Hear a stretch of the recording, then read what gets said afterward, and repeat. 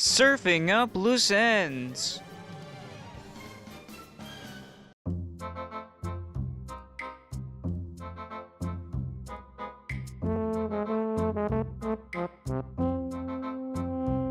What's going on, y'all? This is pre-recorded Butney Chaff here. Yeah, I'm coming from the future to make better audio than whatever the hell transpired here when I was recording. Anyways, last time we took down Saffron City Gym, got our 6th badge, and now we're gonna take care of some stuff around Kanto now that we have the ability to surf with our beloved Lapras. So let's begin. Okay. So you could go to Pallet Town and surf down, but we're gonna save that for a little later. Instead, we're gonna head to Viridian City because I know there's something to surf here. Alright, arriving here in Viridian City, we're gonna take this little pond, get on the back, and talk to this feller. Yawn. I must have dozed off in the sun. I had this weird dream about my drowsy eating my dream, and I learned how to eat dreams. Ooh, this is too spooky. Let me teach it to a Pokemon so I can forget about it. This guy, he's a move tutor for the move Dream Eater. What you have to do, you have to make sure an opponent is sleeping in order to use it. It's a 100 base power psychic type move with 100 accuracy. It steals the opponent's dreams while they're sleeping and recovers HP if you've been damaged. So pretty solid move. It's just that you gotta make sure you have a sleeping move or have your opponent be sleeping in order to use it. So, a bit niche. Snore. So, flying here to Route 10, there's this little strip of water here next to Route 10 Rock Tunnel. Now, I don't recommend... I'm not going to go here yet. There's something strong up ahead. You can go ahead and do it right now, but I'm not going to do it quite yet because I don't think I'm that high of a level to do it. I mean, I'm at a good level. I'm not too underleveled, but I'm just not confident in my ability to take that strong area yet. Heading to Lavender Town, no, we are not surfing in the graveyard. We're instead going to head south of Lavender Town to Route 12. Route 12 has a bunch of water, but there's one specific area you can surf to get an item, which is right here on this little strip of land. You surf, come over here, grab this, TM48 skill swap. What that does is swaps yours and the opponent's abilities between each other. So if my man, since it's the one that can learn it, uses skill swap, the opponent gets soundproof and I get whatever the opponent has, like guts or what have you. I'm not gonna use it. It has some good niche cases, like if you want to use it in like a single battle, if you get like a Pokemon with a bad ability, yeah, use it there. It's got some more uses in like competitive or I guess in double battles, but not here. Alright, here in Fuchsia City, had to make sure I grabbed a strength user from the PC. Come over to the Warden House, and now we can finally use strength. So, this is what you do. You gotta use this. And now you can use strength to push around boulders, only in this area. If you leave this area, you have to restart that whole strength process again. Go through each menu, blah, blah, blah, blah, blah.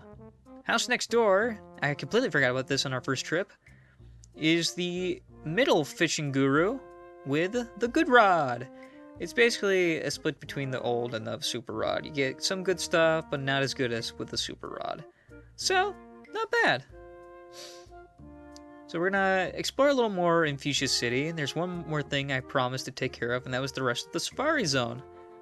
And I made a mistake when I said you can only navigate this place using cut.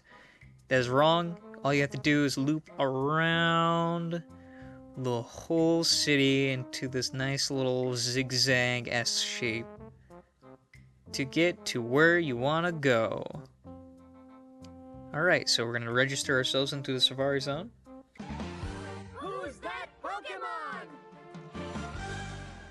It's Dratini! Alright, first area.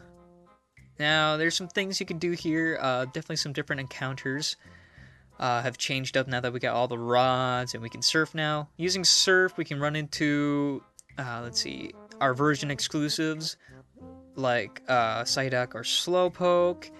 You can run into some Tentacool. I believe there are some rod exclusives like Goldeen, Seeking, and of course Magikarp. And sometimes in some areas you can find Gyarados, but I don't think you can find that here in the Safari Zone.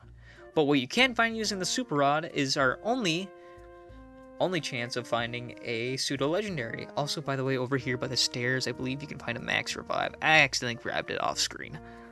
Pseudo-legendary, also known as our first Dragon type. It's both.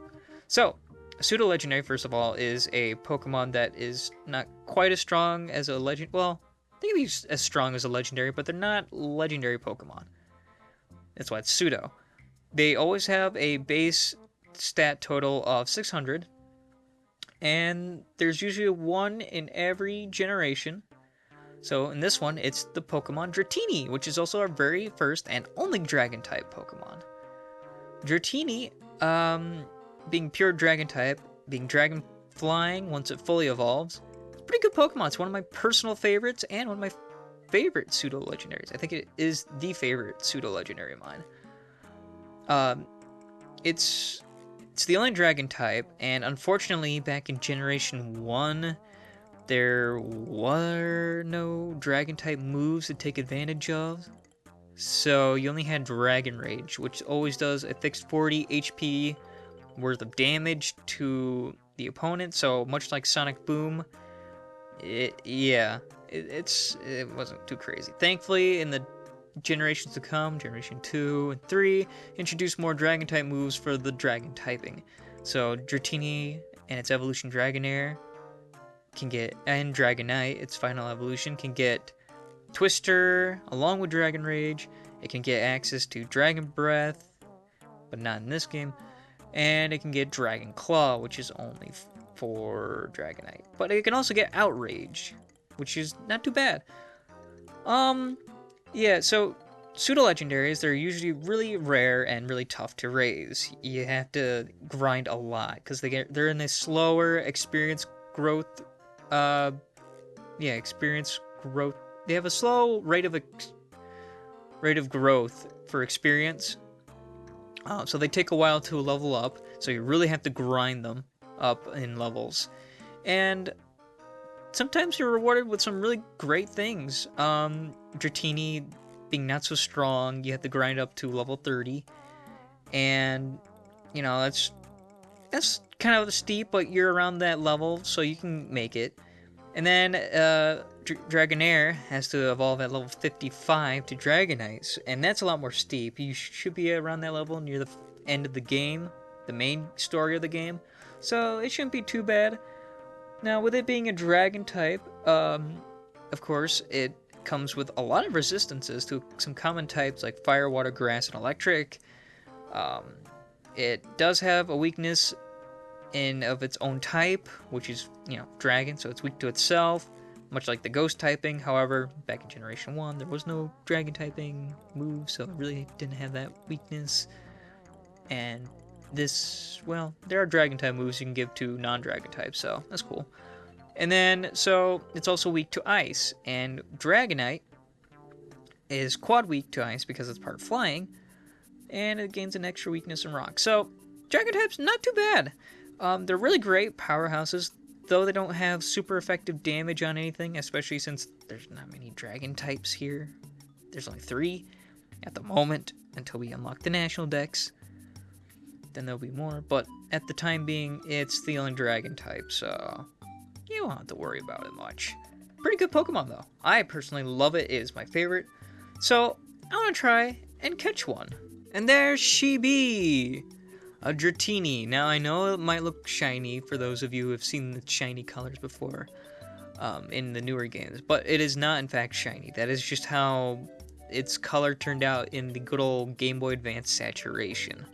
So, no, it's not shiny, although I wish it was, but that make me poop my pants a little, because these are tough to catch. Dratini and its evolution Dragonair are really tough to catch in the Safari Zone. They can quickly flee. Yeah, it's nutty. So we're gonna try it. Throwing a rock at it. It's kind of fucked up. You throw a rock at a Pokemon to make it easier to catch. I mean, it makes sense. You're knocking them out. Giving a big old boo-boo. Let's see. Damn it. Yeah, it's gone. Of course. So I guess we'll try it again. But yeah, kind of fucked up. You're throwing a rock at it. You can't tell me it's like not like a little abusive. And hey, Dragonair, level 31. Even harder to catch than a Dratini. But I guess I'll throw a rock at it and see if I can knock it out. Maybe I can catch it. I mean, and throw some bait. Maybe it'll be like a love-hate relationship. It's gotta be fucked. It's gotta mess with the friendship a little bit, you know. I've caught some other Pokemon during this little fishing montage. I caught a Goldeen and I tried to catch its evolution Seeking, which, as you can see. Now, Goldeen and Seeking, they're physical water-type attackers, which means they suck until the physical special split in Generation 4, and they don't learn any water-type attacks, unfortunately. Oh, here is where I catch a Psyduck, which is pretty dope. Anyways, back to Seeking and Goldeen. Yeah, they suck. They don't learn any water-type moves upon level up. They learn one, and it's like late in the levels. And it's Waterfall, which is something really neat. They're the only, well, at this point, the only family of Pokemon that can learn an HM move upon level up. And yeah, got a little spoilers. There's an HM called Waterfall, and as if you couldn't tell what that does, it lets you climb waterfalls. Woo, yay! So the only thing that your Seeking / Goldeen will do is Horn Attack, or Fury Attack, or Supersonic. It really doesn't get any good moves, or Flail. So you're really going to have to spend some TMs or HMs on it. Well, you don't really have to spend HMs on it. So, yeah, Waterfall, Water Pulse, Surf.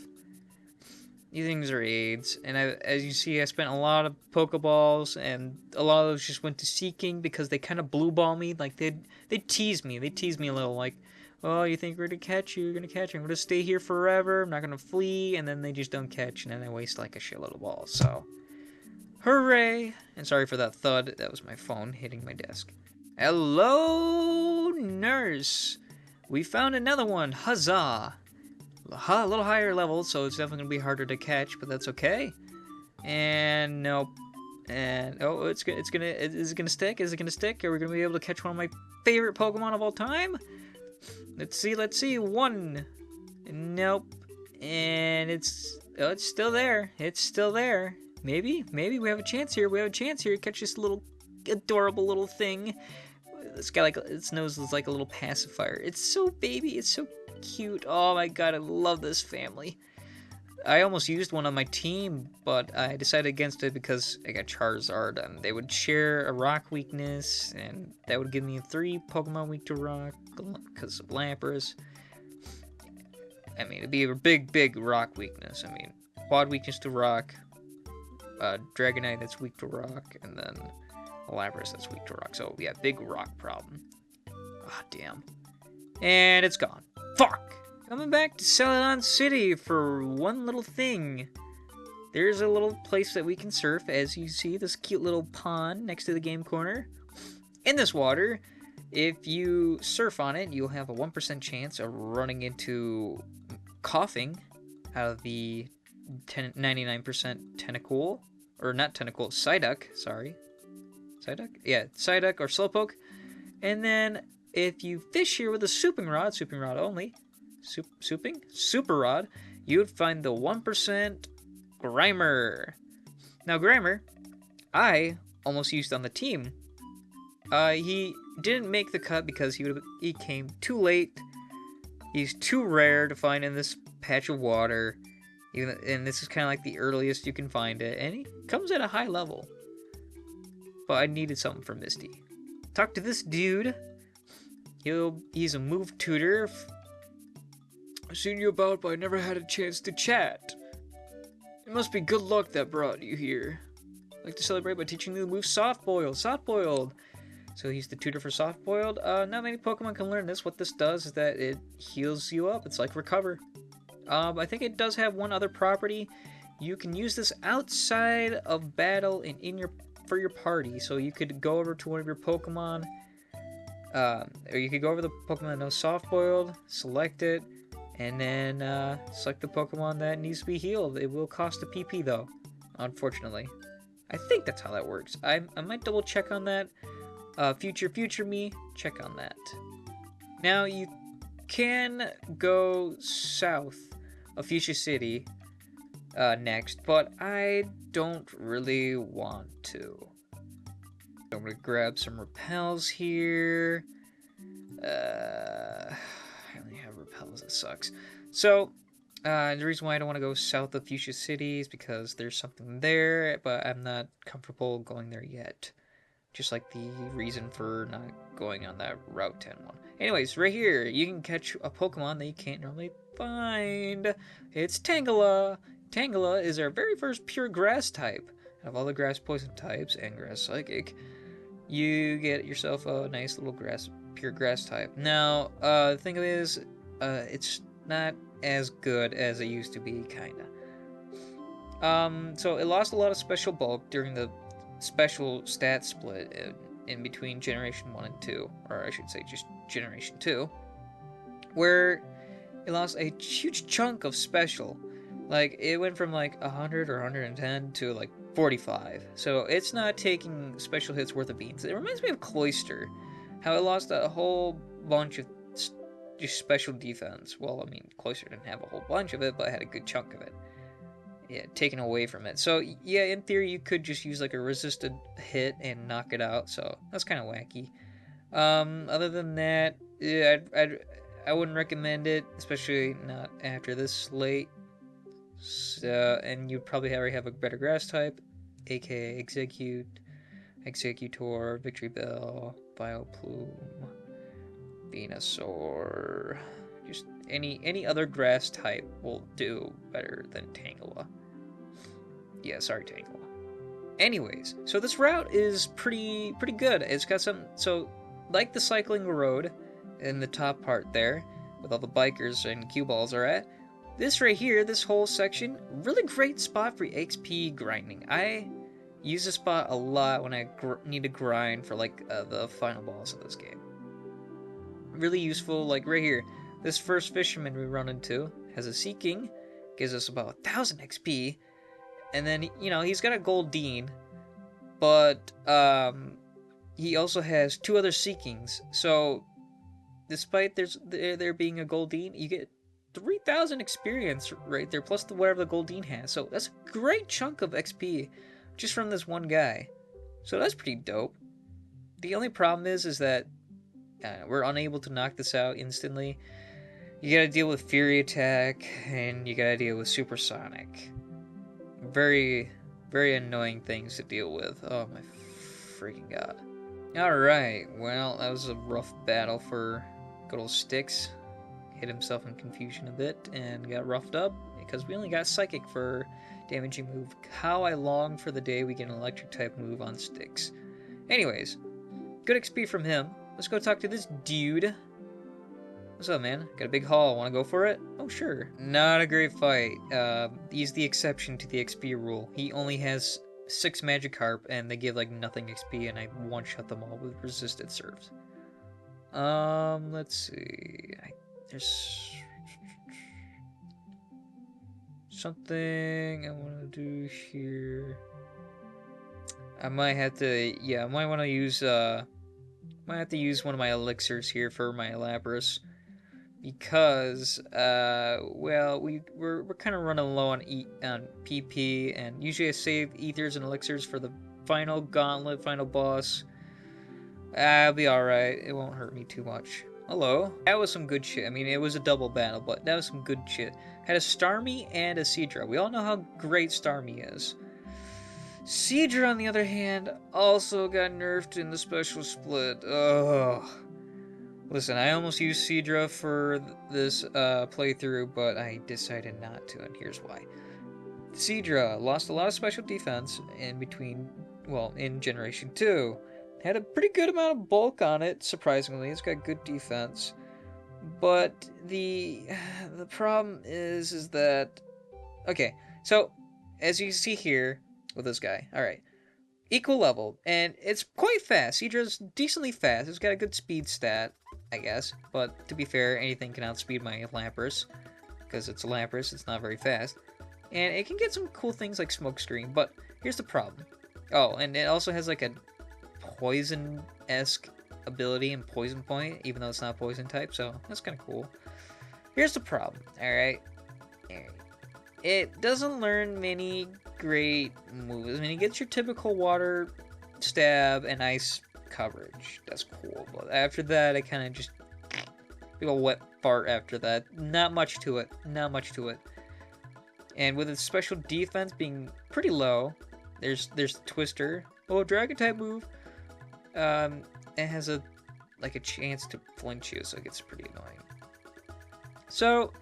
this thing sucks. It lost a lot of special defense. It's not great. It doesn't tank special hits well.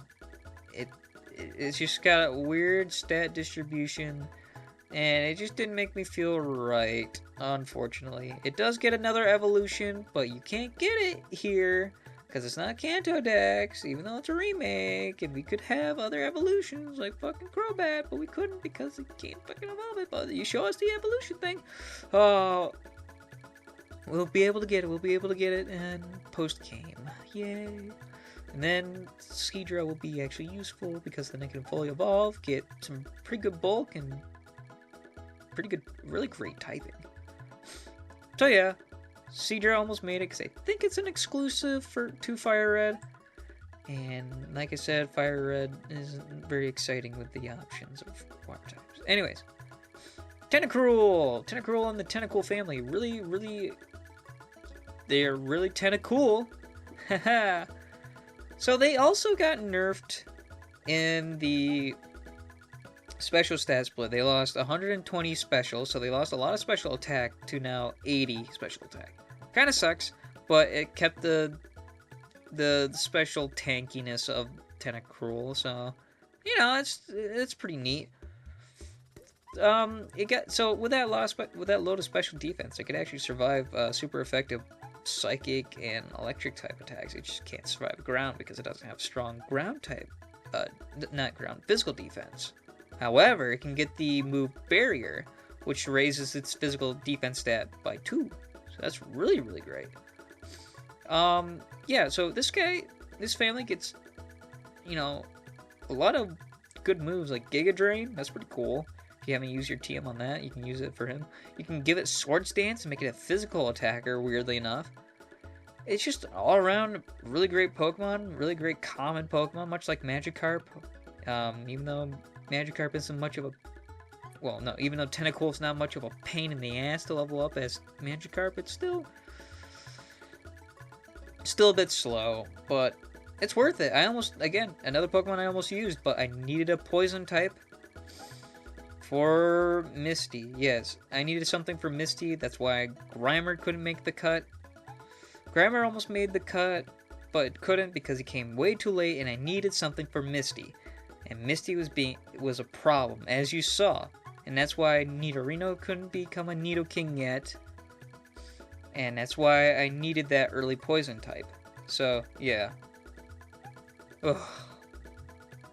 It's about that Celadon spot for Grimers, that you can get Grimer between level 30 to 40, and it evolves at level 38. So, prime area to catch one. And Grimer Muck and learn some pretty good moves. I really don't need a heal here. I don't know why I just keep going back and just wanting to heal. What's up? Alright. Let's keep on trucking south to the next little area. Why do I keep going into the bag to heal? I feel like though there's something missing. Don't know what it is. Sorry about that. I was answering a message. Oh, that's right. I forgot to put up a repel. So there was a reason for me going into my bag a whole bunch. It wasn't to heal. It was to repel. That would have been nice to know. I really need to buy better repels than just the standard. I mean, there's a fair reason as to being so chintzy. I need to save up for some game corner coins. Hell yeah. I need them TMs, bro. It's a good shit. Caught my Pokemon at the sea. How did you know? Alright, well, that was really annoying. He had a Starmie, had Recover, and didn't have anything super effective. Yeah, that was even better. How lovely, how lovely. It's really hard to do things with Lapras because it's not strong enough, and I just need like something super effective on it. Like I wish I had like Thunderbolt or Thunder. Right. Another Starmie that possibly had Recover. Let's see. And we are Cinnabar Island.